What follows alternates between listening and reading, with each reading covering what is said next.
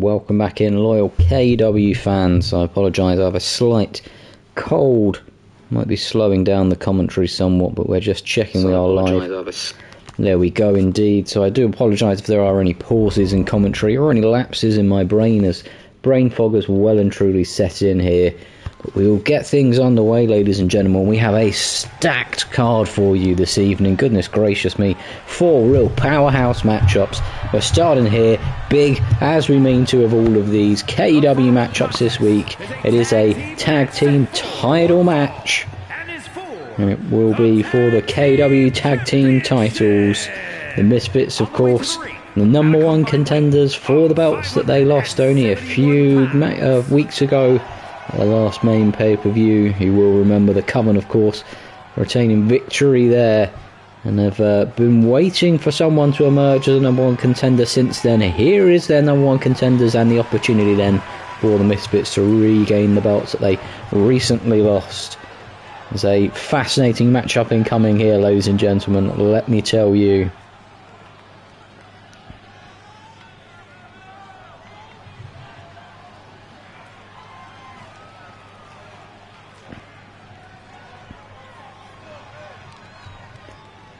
The Coven, of course, the tag team champions of choice. And they are the KEW's Dark Forces, the Dark Alliance. And they did, of course, recruit James the Cat into that billing, which saw the tag team gold finally go their way. And it will be James the Cat and the Plowman, who will be defending the tag team titles here. As you can see, the Plowman being adorned and addressed by James the Cat, and the Witch Mother in the background. Well, she's happy with what she's seeing, the physical moves from James the Cat. I'm not so sure she'll be super pleased with those. As you can see, the Misfits jump out of the ring at the sight of the Dark Pussy approaching the ring. I do apologise for that one, ladies and gentlemen. Into the ring goes James the Cat, as he is ready and raring here, ladies and gentlemen. Look at him, he's gesticulating around the ring as his tag team partner, I'm sure, is just behind him. The hype building in the KEW arena for this tag team match, ladies and gentlemen. The tag team titles on the line, the boos ringing out from the KEW champions as the dark blood red lights flash in the KEW arena. You can see there on the ramp, of course, the Tarantula, and this Kasuj watching on, making sure that their men in the ring have the backup and the power that they need to come out as tag team champions once again. From here as the Cat crawls slowly towards the camera. And James the Cat, I'm sure, will be focused in this one. Of course, the Witch's favourite ally being the Black Cat. You can see Big Dan in the background there, flexing the muscles, though. He doesn't look intimidated by the task at hand. And of course, we saw last week the Yeti knocking off the KEW champion, the Skeleton King. He will be buoyed by that, you'd have to say. And that type of result will be propping him up and making him believe he can go the distance here and retain the, or retake the KEW's tag team titles. Whether he can or not with his tag team partner, we'll wait and see. James the Cat, of course, does have a big reserve tank he can dig into. He will want to take this one the distance. So buckle in, ladies and gentlemen. This might be a long old affair here for the KEW tag team titles. It will be the Plowman, it looks like, starting against the Turkish Mountain here. And we'll have to see if that was the right choice out the gates. I would have thought it would have been better to pair up James the Cat with the Turkish Mountain. Personally, that would have seemed a sensible matchup to me. You can see the muscles on James the Cat, and the Plowman's a slenderer athlete. Is not so much of a powerhouse as the Turkish Mountain is, as he lifts his man up and slams him in the corner.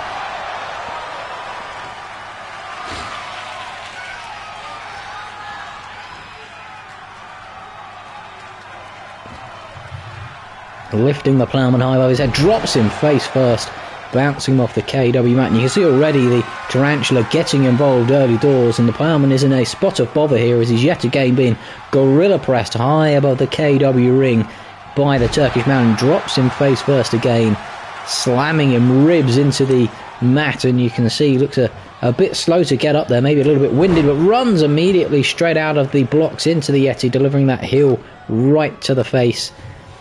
And the boots now again to the face, targeting the Yeti's head area. We saw last week as well, Mark try the same tactic. It didn't pay off for him, but is this a tactic that the Ploughman is going to look to try and capitalise on here, ladies and gentlemen?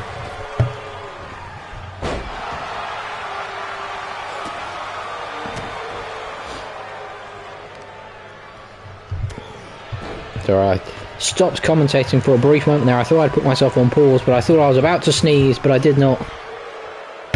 There we go, my pause function is definitely working. You can see there the damage area that the Ploughman is definitely focusing on is the head and the neck area of the Yeti. As I mentioned, it was an area that Mark tried to focus on as well in his match against the Yeti. Maybe the Ploughman taking advantage of that, the Ploughman taking advantage of that, trying to get the damage done to the head, deliver a concussion early doors to the Yeti. He knows if he can get one of those vicious stomps off on the Yeti, that with the damage he sustained last week, taking on the Skeleton King, that it could be good night and enough to retain the KEW title there. A cheap shot from James out of the corner, and now tagged in, diving to get the tag is the Yeti to release the mountain into the ring, but James sees him coming, gives him a backstabber there right to the spine, going after the weak area off the ropes, trying to get the elevation with a tornado DDT. Good springy awareness there from James the Cat. Off the ropes he goes now, running big splash there, driving the abdomen down for the pin. Just a 1 count though as the mountain rolls him off, and here comes the Witch Mother trying to get involved in things. Oh, and a front stabber there right to the chest, but he's up quickly from it. He looks like he's bloodied his head.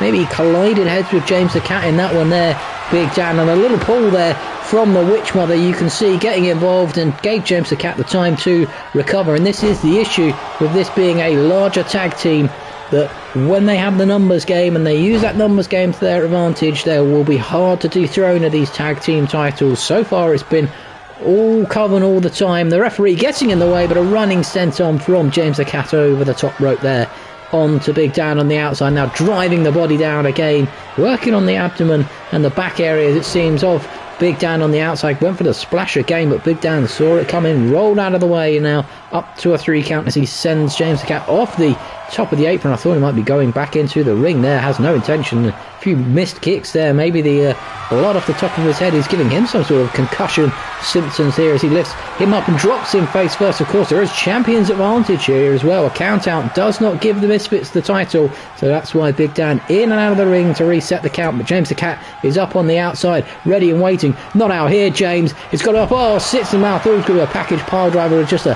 package bomb instead. And Big Dan, you can see down on the outside, looks like a frog as down goes the Yeti as well as he gets Stampy the Elephant on the outside. And of course, champion's advantage here. James the Cat does not need to not allow the count out to happen. He's more than happy to wait for up to a 5 count now. James the Cat onto the outside, sending the Turkish Mountain back into the ring, although he's not really done his tag team partner any favours there. A bit of help required there, and again he goes back after James the Cat, but the distraction caused there by James, but not fast enough from the Ploughman. Getting back in, he's rolled up, spinning around, and here comes the Turkish Delight Powerbomb. Goes for the cover as the Witch Mother takes the top turnbuckle of 2, and a kick out at 2 for the tag team titles. You can see he looks disappointed there. He thought he'd done enough, but the Ploughman rolls back up swiftly, and of course that turnbuckle uncovered now in the corner in front of the tag team champions. I'm sure they will look to take advantage of that, or use the distraction to break up a pinfall in due course. On straight into that corner goes the Turkish Mountain here, and you can see that the Ploughman now reveling in that, allows the tag to happen to the Yeti. He's confident that the damage has been done. Oh, a massive super kick rocks the chops off of the Yeti there, almost kicked his ears straight off his head. Huge super kick there, disco forearm as well. He's pulling out the stops now as the KEW's tag team champion. or one half of, or a quarter of, or a fifth of, whatever math you want to use. Oh, reverse powerbomb right there, sending him up and over. Oh, but gets clotheslined immediately by the Yeti, and the referee, it looks like, has put the turnbuckle padding back on. No distractions here. He did that very swiftly. Good work from him, and in comes the Turkish Mountain again. I would have thought he would have wanted to give him a little longer to rest after James the Cat gave him a bit of a hard time, but up he picks the Ploughman, and snaps him down to the floor. Vicious snap there, and I'm not quite sure what kind of pinning cover that was. He had his legs almost split over him. You can see an easy kick out for the Ploughman now as he's spun around and delivered to the floor with a big clothesline there. And here comes the Yeti again. Good tag there from the Misfits, and in comes James the Cat as well.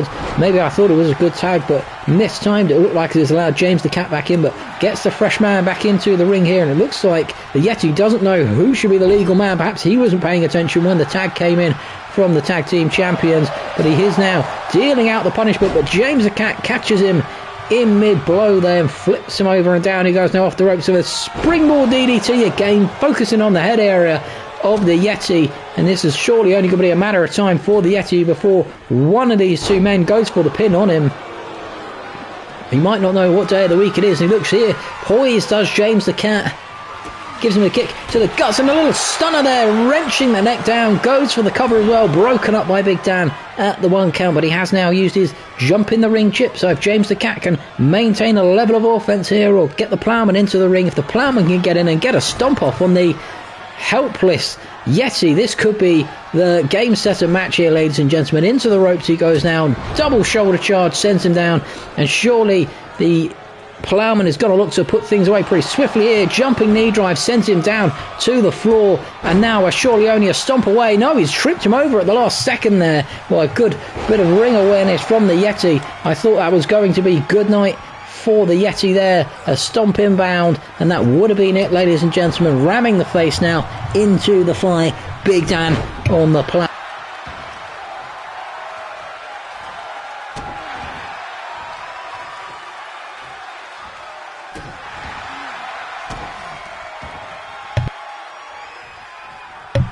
Or a small break in commentary there for me to blow my schnoz. You can see here the Tarantula getting involved in this one, causing the distraction in the corner, having a long-winded conversation with the Turkish Mountain, but it looked like the Ploughman didn't know what day of the week it was or where he should have been in the ring there, all over the place, and couldn't take advantage of the distraction, the nature that was caused. Goes for the cover for the tag team titles. 2 count there. The Ploughman kicks out very swiftly, or not swiftly. Stomp there to the back of the head, and down goes the Mountain out of nowhere. Goes for the cover. It doesn't like the Yeti knows what day of the week it is. He's in slow, and rolls the shoulder at the last second from the Turkish Mountain. Pulls him back to his feet now. Looks like he's ready to put this one away. Does the Ploughman, spins him round and a forearm to the back, driving him down there. You can see the KEW fans are well and truly up for this.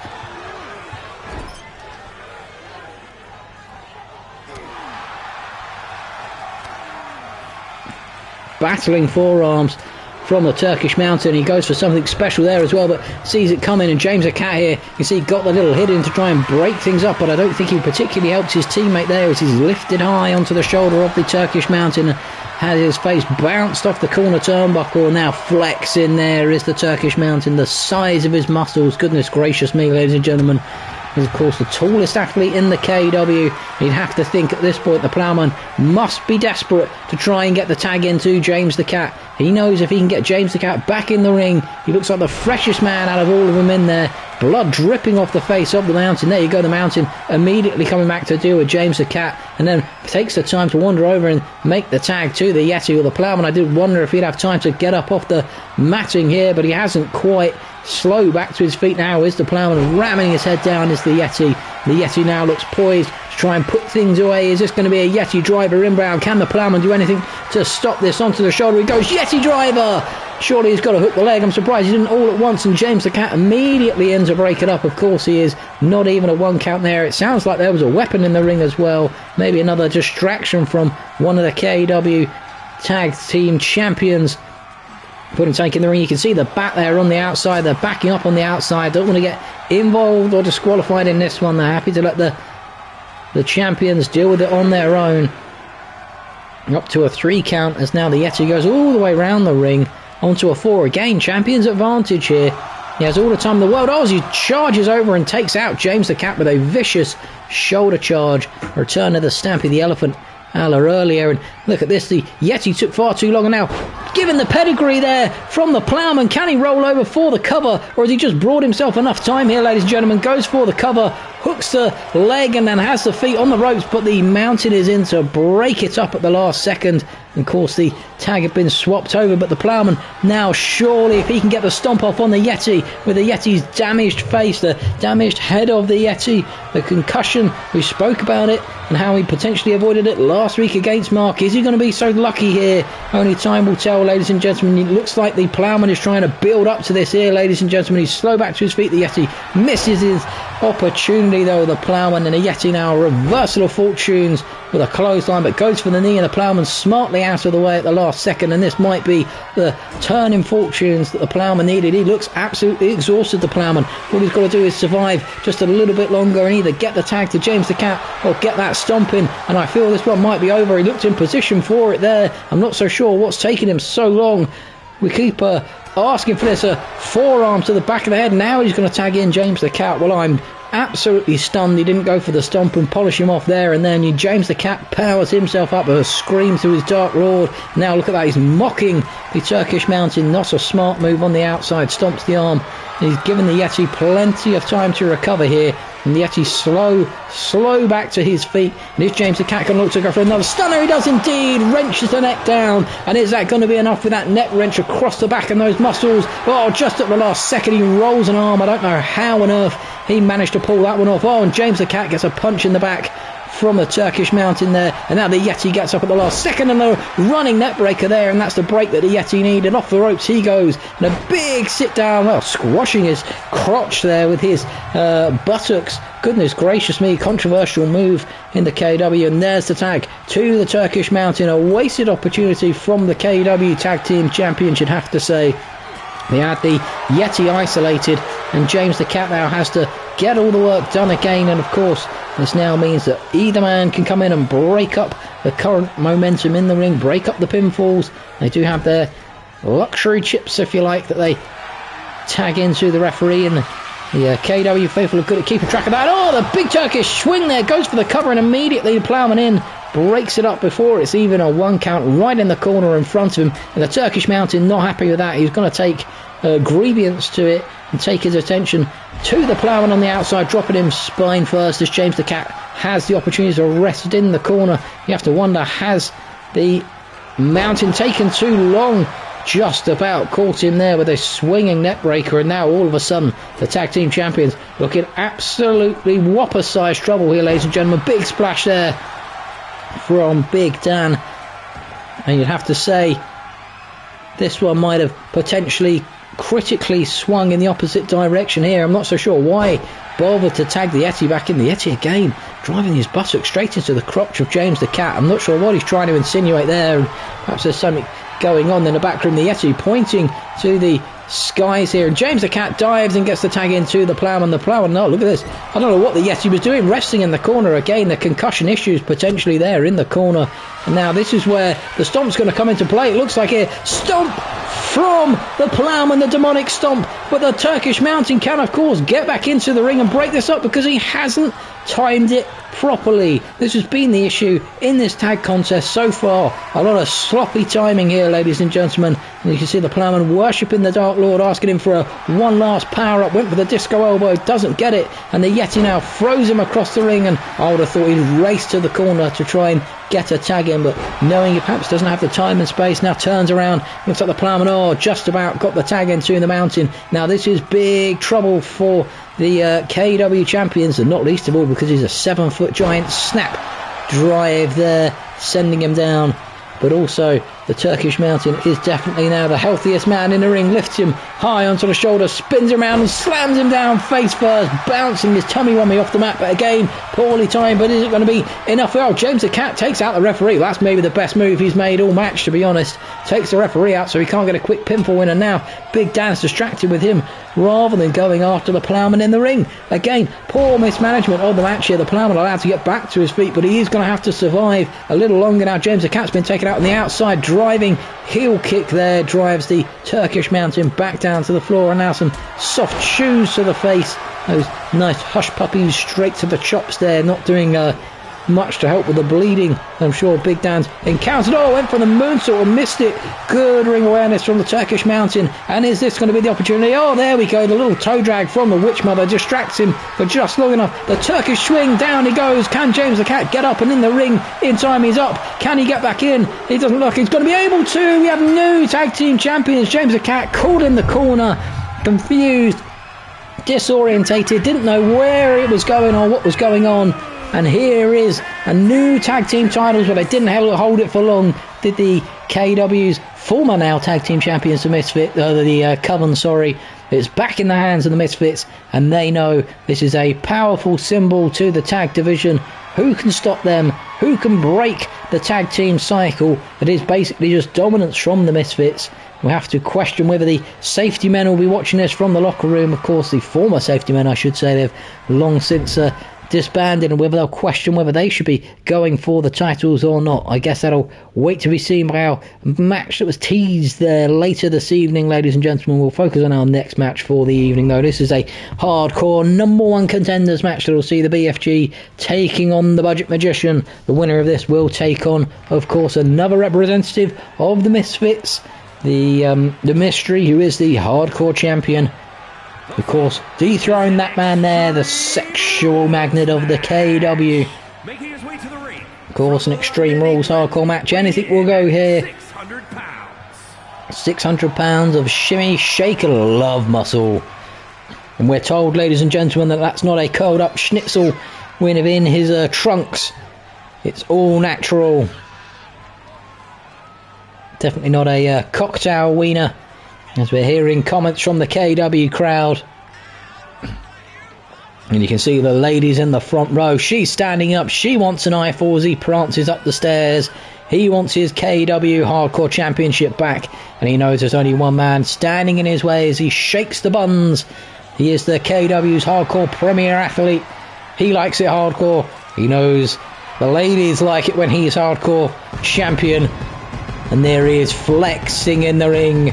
600 pounds of shimmy, shake, love and delight for the KEW fans to enjoy and revel in as he lifts the arm high for the KEW fans to enjoy. The ladies, I'm sure, in the front row on their feet. There you go. You can see in the background a little strut and shimmy there. A little hip shake as well for the fans. And this will be a different task for him today.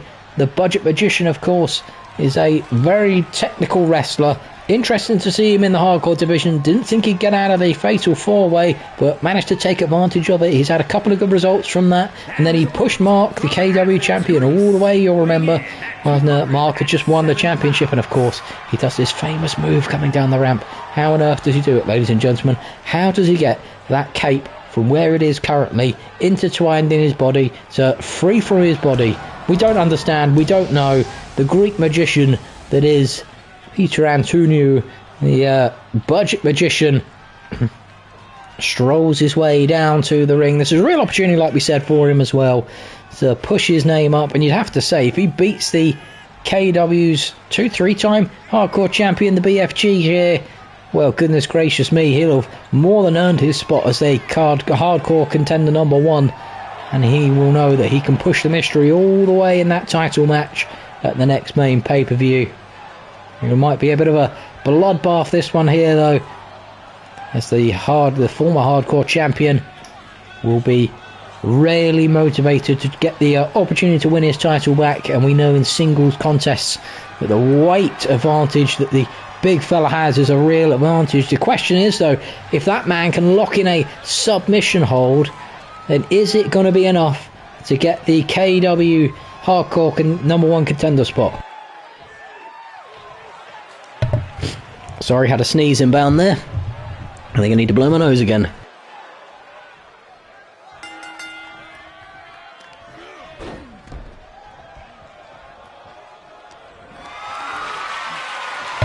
Immediately there you can see the mismatch in power and weight. As look at this, referee's blocked in the corner by the two of them. That's not where the referee will want to be. Gets out of the way quickly.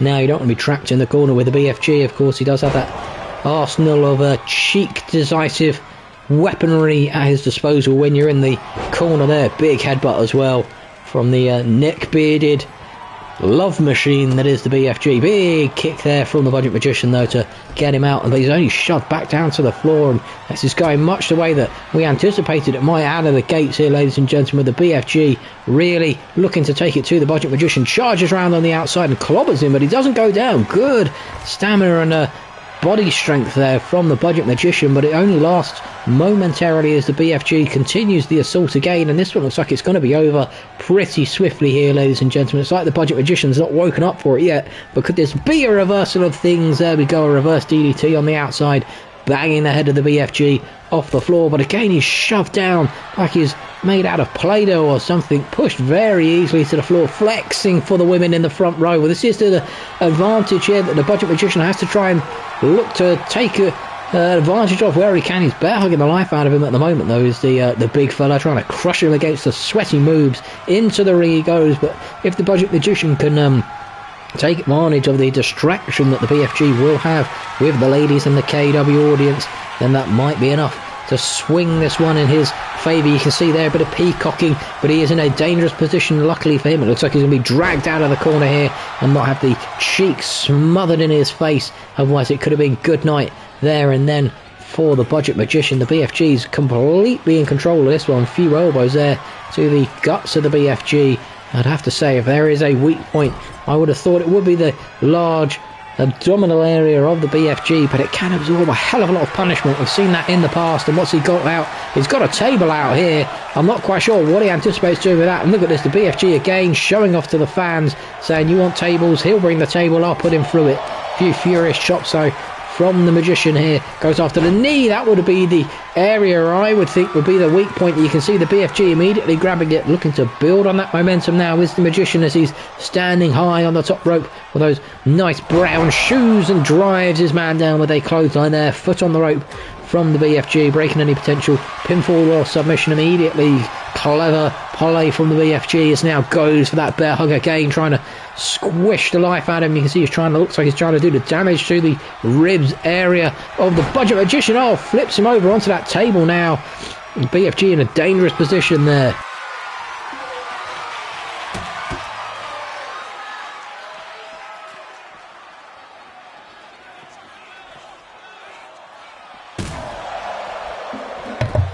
Honky Tonk Tune played on the BFG there. I can't believe he ran into that. Sorry, I had to pause my commentary there again for a swift blow of the nose. Have a sip of water as well. And now rammed into the ring post is the BFG. Goodness gracious me. This one's swung wildly. It's going backwards and forwards here. It's a one man dominating, then another, and now the BFG sends the Magician back into the ring. He's going to go and look for something under the ring as well to mix things up with. He's got his own honky tonk guitar. He's ready to play a tune onto his head. Oh, has it knocked out of his hands at the last second though, and I'm not so sure that was a wise move from the BFG. Surely now the Magician's going to look to pick that guitar up in good time. He delivers a little package suplex there, and here comes the guitar, and he's going to play a honky tune over his chest. He does indeed cross those sweaty moves, slamming the guitar off them, saying to the ladies, you want him to play you a love song, I'll play you a love song, alright. Big elbows there from the BFG though, needed to try and battle his way back into this one, send him down on the outside as the Magician lays on the floor. Big elbow there, driving the air out of the lungs. You can see he's already grasping the midsection as he dives on top of him. 600 pounds of pure love muscle diving on top of you. Goodness gracious me. Ladies at home, tell us how that feels. I'm sure you've fantasized about it with the BFG slamming down as he pulls out a guitar. He's desperate to play that honky tune over him, and look at this, he's taunting him now, swinging the guitar around in the ring. Oh, right over his Ajaxico there. Rolls him over and goes for the cover. Smart play from the BFG. Do it in the ring. Get the cover as soon as you can. Is he going to look to polish him off? Here goes to the second rope, diving off. Oh, big body splash. Goodness gracious me. How is there anything left inside the Budget Magician? How can we still see him and he's not like a bit of paper there? There's the 3 count. I'm not surprised that counted. He's probably got broken ribs. Goodness me. Look at that. You can see he's rolling around on the floor there. Does not look happy. Goodness gracious. They had the life crushed out of him by the BFG. I thought they were welts, but they're just the BFG's nipples. And we're going to see there it is, just for the ladies in the front row. The Hubba Hubba Love Machine is going to contend the Hardcore Championship. He's on a roll once again, and once again it's the type of roll he's going to dig his teeth into later and really get stuck into this Hardcore division. You can see the Budget Magician on the outside. Again, a shimmy for the ladies. They love it. They love to see the big fella here in the KEW. Goodness gracious. We'll focus on our next match for the evening then, ladies and gentlemen. This one, a bit of a rerun from last time around, of course. It was a disqualification for King Daddy as he took on the Shinigami, and the Shinigami has said, I'm not happy with that. I want another opportunity to prove that I can absolutely destroy you in the ring. Of course, the King Daddy got the disqualification last time around. If you don't remember, ladies and gentlemen, last week took the turnbuckle off the top rope to distract the referee. The referee puts the turnbuckle pad back on, spins around just at the wrong time for King Daddy as he goes for the low blow, whilst the referee he thought was distracted catches him at the last second as he delivers the low blow swiftly between the legs of the Shinigami. And the Shinigami was an angry man. He was down on the matting, and let me tell you, ladies and gentlemen, King Daddy hightailed it out of the arena after that one, whilst the Shinigami went and sought medical attention. I'm not sure what kind of attention you give to a demon's crotch, but goodness me, ladies and gentlemen, he was there with the doctors in an ice pack, and if he could have chased that man around backstage, I'm sure he would have done. And this is the end result here, a rematch from last week, and we'll have to see, is King Daddy going to try and pull the same shenanigans he did last time around? And he's got to be careful, I'll say that much, because here is the demonic presence that has been hunting him down for the last week. If you've been following along on social media, you'll have seen disturbing posts from the Shinigami claiming to be outside the house of the King Daddy. We're not sure whether it was King Daddy's house or whether it was just a house full of children, of his children, of course. Nothing untoward here. The demon, though, fired up and motivated, it's fair to say. He's not happy with the potential low blow, and he is seeking vengeance for his lost victory. He says, I don't want to win by DQ, I want to win by sheer domination here in the KEW. Something to prove then, and he is very motivated for that.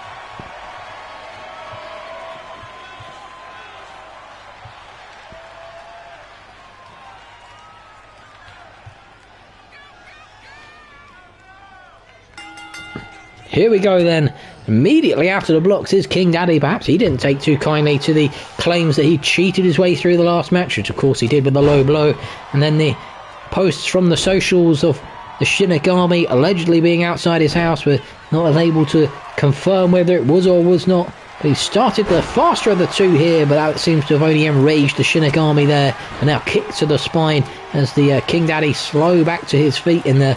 This one's got the feel of a cold brewed. Oh, a nasty neck snap immediately. A long cold brewing one here, almost like a nice frosty beer on a summer's evening. He's got hold of the neck again. Looks like he's trying to put him in a sleeper hold immediately here. Down goes King Daddy, trying to put him to sleep. Battles his way back to his feet, or back to his knees, sorry, and flips him over. Perhaps the Shinigami not happy, trying to put him to sleep with a big punch there from King Daddy right to the face. And again, you can see there's real ferocity and animosity here from King Daddy as he's seeking to attack the Shinigami. He's not a wise man to go after the demon, to be honest. Anyone who goes after the demon normally thoroughly regrets it. I think the only person who's lived to tell the tale so far has been the Tange, and of course the Spyclops, of course. Back in his heyday, he had a real slobber knocker of a contest now first season with the Shinigami, resulting in a coffin match, of course, at the first Halloween pay-per-view, which he was victorious in. The Shinigami and came back to take the KEW title a few weeks later.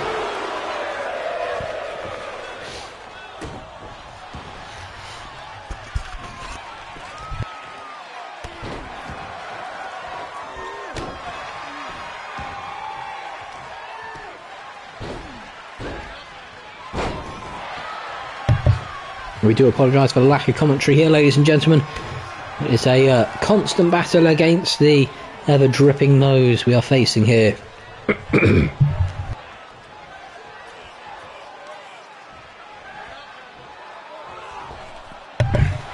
And the need for constant water to keep the sultry tones of my voice delivered into your ears. I'm sure you're all happy about that one. Big strike from the top rope there from King Daddy. Drives the Shinigami down though.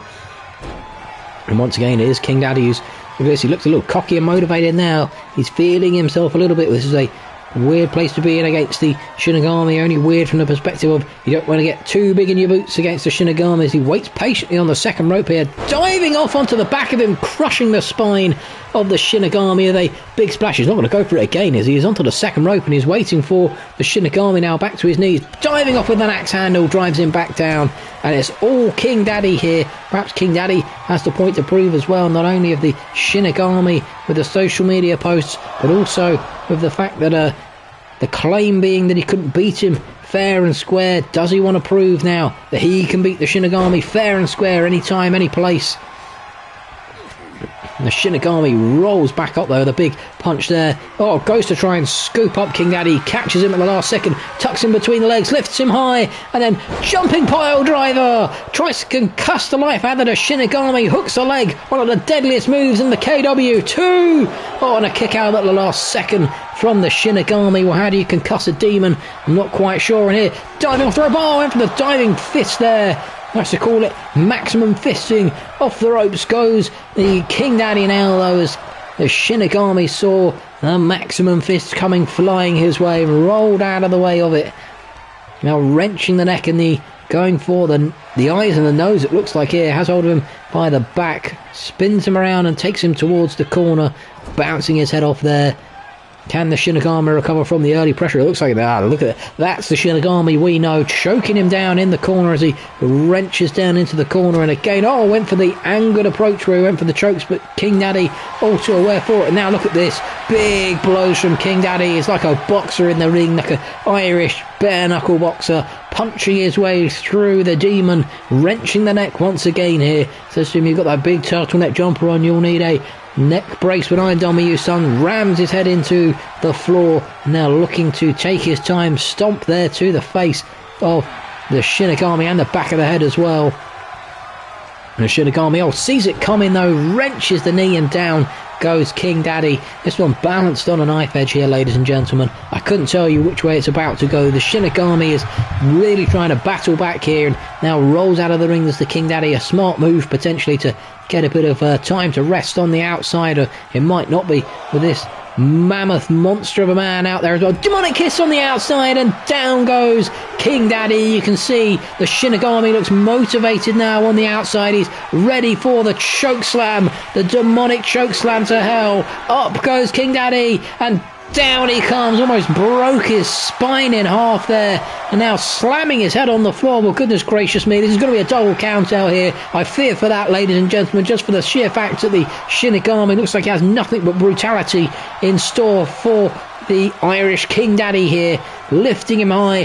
Down he goes again, up to a 6 count, and again, absolutely no regard for getting him back in the ring at this stage. Is this going to be the point where he rolls him in, tries to here, but gets caught up on the ring corner, rolls into the ring himself smartly to avoid a count out here. And here, look at this, King Daddy again trying to take that top turnbuckle off, but this time he's caught there at the last second by the Shinigami, who gets up. He's onto a 9 count as well because he didn't break the ropes. It's going to be a count out victory for the Shinigami. Slams his back on the edge of the apron, and it's reset the count, of course, because the Shinigami's now out of the ring. I thought that was going to be it there, and look at this, the Shinigami's just poised over his corpse on the floor, taking the mickey out of him with a little few jabs there, with his jabs that he hit earlier, waiting patiently for his man to get back to his feet before he inflicts more punishment onto a 5 count, and neither man looks particularly engaged here. Onto a 6 count. I wondered what the Shinigami was doing. It's like he just froze in the moment there. Goodness gracious me, I've not seen that before. Perhaps his Dark Lord was whispering instructions into his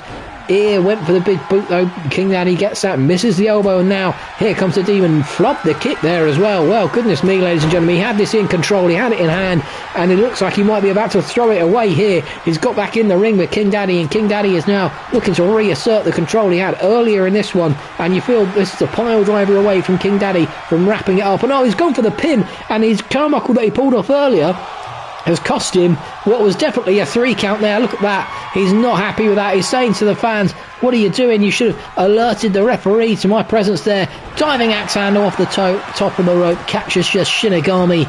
And you'd have to say, what on earth happened to the Shinigami on the outside? Had it sewn up, took his time, and now look, it's just going to be the pile driver to polish it off. Gives him the kick to the groin, points to the heavens, up goes the Shinigami, sit down pile driver, crushing the skull of the Shinigami, and the referee, oh, there's a rope break there, I think is called for. Well, oh my God, the King Daddy is absolutely fuming. You saw the deadly stare he gave to the referee. My gosh, he's not going to be happy with that one. He thought he had that well and truly sewn up, punch to the guts, the massive uppercut from King Daddy on the outside, going for the crotch and the groin now, springing up is the Demon though, ducks under that one, gets hold of King Daddy and sends him back into the ring. Is the Shinigami finally awake? Was he just a playing possum for all that time? Jumps on his head now and delivers the blows. Wanted to give the King Daddy the sense of victory before ripping it away from him at the last second. It looks like it might have been his plan all along here, ladies and gentlemen. Has him up and tosses him across the ring with a demonic tossing choke slam. Hooks the leg.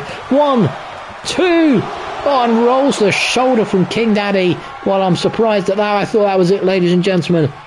Resting in the corner now. Here comes the Demon. Referee in the way though. And Demon results to choking then. He says, fine ref, if you're going to block my momentum, I'll just choke the life out of him in the corner. Crawling out of the corner now is King Daddy. Goes for the cover again as the Shinigami. Has King Daddy got enough left in the tank to roll the shoulder? He doesn't, and that's it, ladies and gentlemen. The Shinigami with the victory. Cracking victory for the Shinigami. He had to dig deep and fight that one.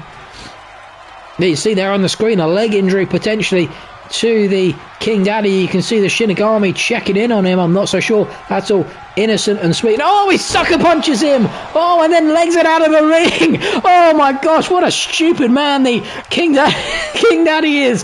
You got to admire the bravery. Sucker punches the Demon and says to him, next time I've got your number, son. Goodness gracious me. Bold move from King Daddy. You don't want to piss off the Demon like that. I can't believe he got away with that one.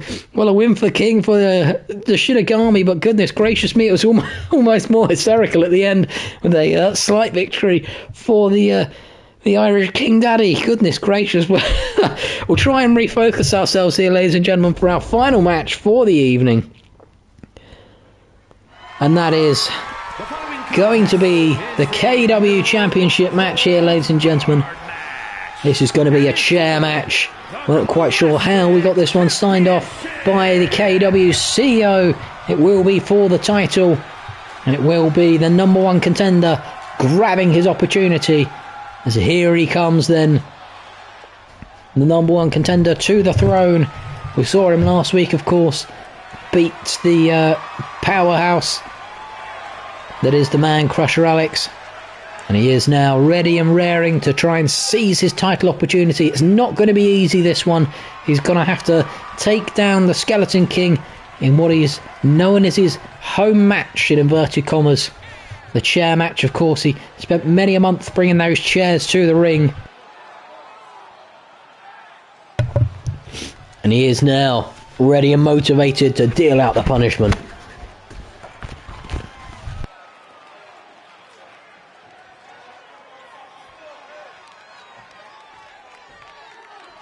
We'll try and briefly clear my sinuses there before we get stuck into the action here. A big sneeze and a blow of the schnoz. Hopefully we're not interrupted for the rest of this one with my sinuses. We'd like to hope so, at least anyway. Here comes the KEW champion, chairless, but has the title casually hung next to him in his hand.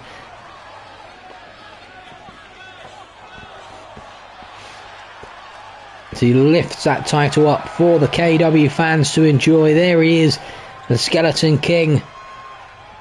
I think we're all really in the background know how this one got signed off as a chair match. Of course, the KEW CEO Giles Big Bird does not like the Firefighter, and anything he can do to stop the Firefighter winning that KEW title back, he's going to do his best to. This is going to be an uphill battle for that man, though. Couldn't defeat the Yeti, struggled to beat the Budget Magician since becoming the KEW champion. This is his biggest fight to date. It's either going to be one or two things. It's going to be an absolute slobber knocker and a real endurance battle between these two, or it's going to be over very quickly for that little man there. I fear it's going to be the second. He looks a bit red under the lights as well. Hot, flustered, nervous perhaps, as he lifts the KEW title up for the fans to enjoy. The crown adorned on his head. He, of course, took the championship away from the Firefighter, as the Firefighter, of course, was part of the five or six man match where the Skeleton King won the title. He has a little look at the Firefighter on the outside, a little dance around. He does not look settled to me. This is a bad foreshadowing for the Skeleton King, and I think I know already which way this one's going to go. The Firefighter, of course, has been on such a hot streak. It would be absolutely flabbergasting if he loses this one here, ladies and gentlemen, but the chairs are going to play an impact.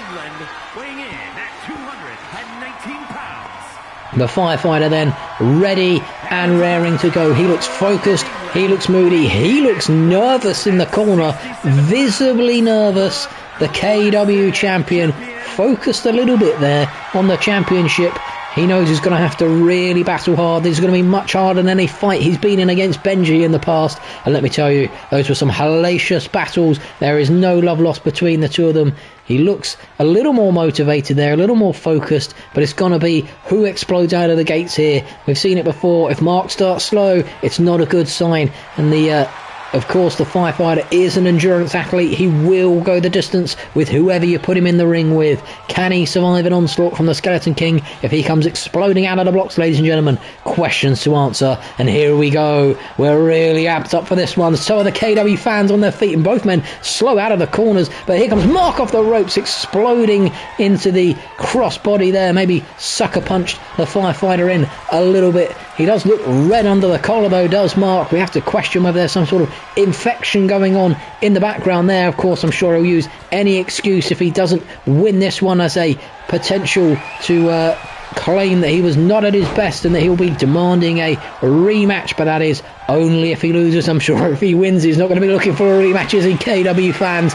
Pulls the first chair out and slides back into the ring, and the Firefighter sees him coming and drives his face into that chair there. And the KEW fans are all confused here. They're saying we want tables, but you're only got to get chairs here, ladies and gentlemen. The tables have been removed. There's nothing but chairs under the ring. It's a chair match after all. The KEW champions preferred contest, and here comes the slow style of the Firefighter.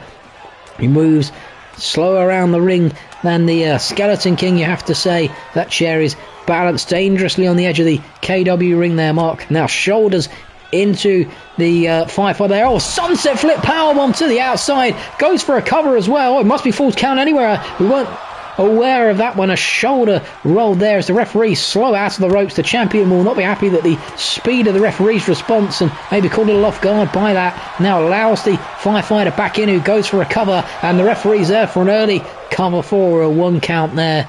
He goes for the stop, but rolls out of the way, does Mark, and now Hurricanrana's him down, moving towards the steel ramp and the unprotected concrete area. Those thin concrete matting doesn't do much here. Not on the outside. Mark lifts him up. Not here. Package pile driver on the outside. Well, Mark looking to do the damage early doors. He's got him focused on where he wants him. The Firefighter slow back to his feet. He's not going to put this one away this quickly, surely. Oh, the Benji backstabber to the spine of the Firefighter. Rolls over for the cover. 1, 2. Oh, shoulder at the last second there from the Firefighter. Well, the KEW champion, he knows the championship's on the line, and he has come out exploding here into this one. A little hesitant there as he slides into the ring on his tummy. I'm surprised he's not got that steel chair. There we go. Picks up his favourite weapon in the KEW, climbs back out of the ring, but he might have waited too long here. The firefighter, well, he's going under the ring. I don't think he's seen him coming off. Throws the chair at him, but doesn't get it, and then kicks the chair into his shins there. But both those chairs now poised dangerously next to the firefighter. Oh, swings him round. I think he just about avoided the chairs, clips it on the way back down though, and he's now sitting on top of two chairs here, and Mark has got him just where he wants him. Surely misses the knee though as he rolls out of the way. Good awareness from the firefighter. He needed that. Goodness gracious me, he's been slow out of the gates here, and now can he build a string of momentum to dethrone the wily, the vicious Skeleton King as he lifts him high onto his shoulders and drives him face first down on the outside. Rolls him over now. Is he going to go for another cover? No, goes for a submission ankle lock and knee wrenching here.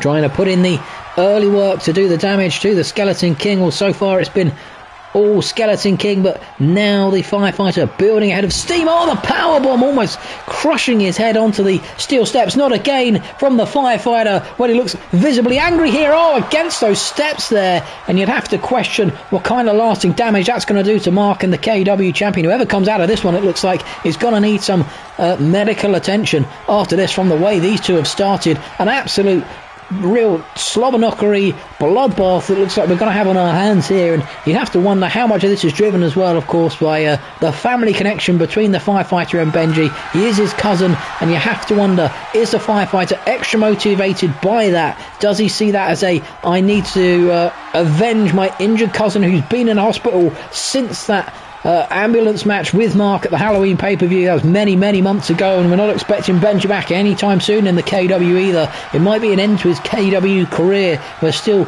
really waiting for signals and signs from his rehab, and of course that has to be a motivating factor for the firefighter. It has to be a family affair, duty of honour to recoup the KW championship here,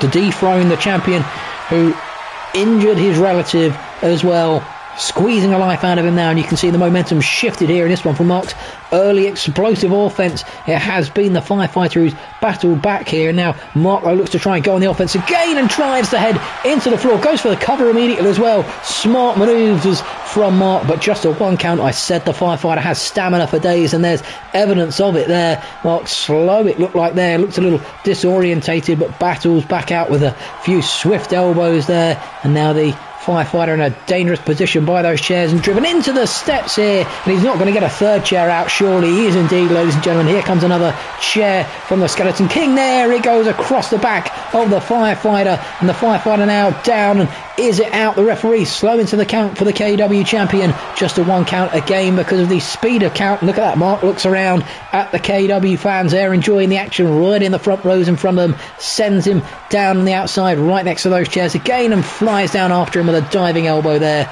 I did wonder if he'd go for the chair while he's on top of it. Doesn't seem too bothered to. Backstabber on the outside again, delivering the knees to the back, hooks the leg for the KW title retention. 2, 3, he holds the title. We questioned if he could do it, and he's done it resoundingly. He didn't even look fazed by that. Goodness gracious me, ladies and gentlemen.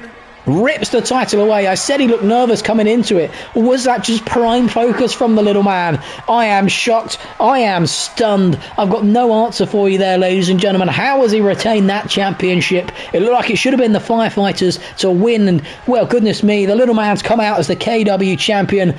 Who is going to emerge next as the next number one contender, ladies and gentlemen? Thank you for watching this informative and glorious episode of KW Live. These words from the Skeleton King, of course. We will see you next time. Thank you for watching, and good night.